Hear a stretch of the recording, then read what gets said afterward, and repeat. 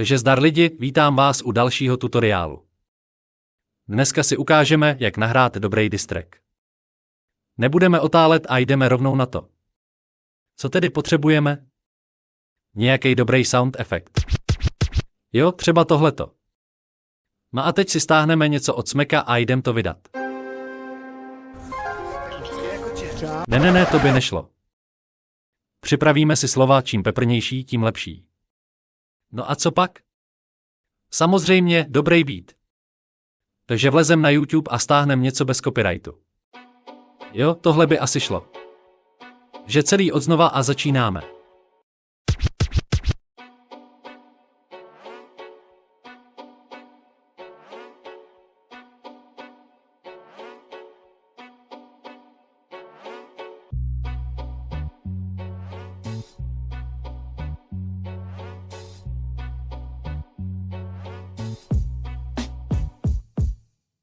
Dámy a pánové, máme tu umělce.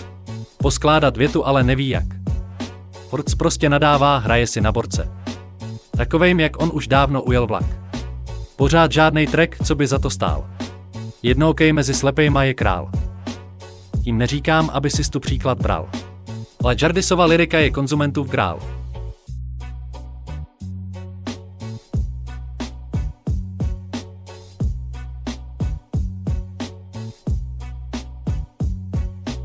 Kdybys radši střihal ven a dělal něco pro sebe. Připravil se do školy a mamce pomohl doma. Tvoje aktuální zjevení je volající do nebe. Slyšel jsem půl minuty a mám jak kutka koma.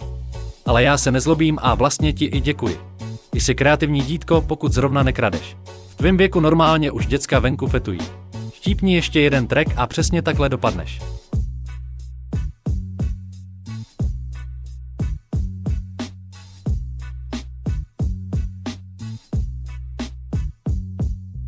Je to tady zas, boomer vylez z jeskyně. Ukázal Kropičovi, jak se hudba dělá. Že by další track na téma, že Jardis je svině. Příště pošlu permaban, až z toho trix zbělá. Shoutout mojí PSA a zdravím všechny hráče. Mám pro vás všechny důležitou zprávu.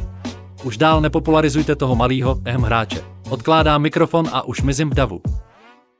I Google překladač zvládne lepší track, tak se na to už prosím vás vyserte.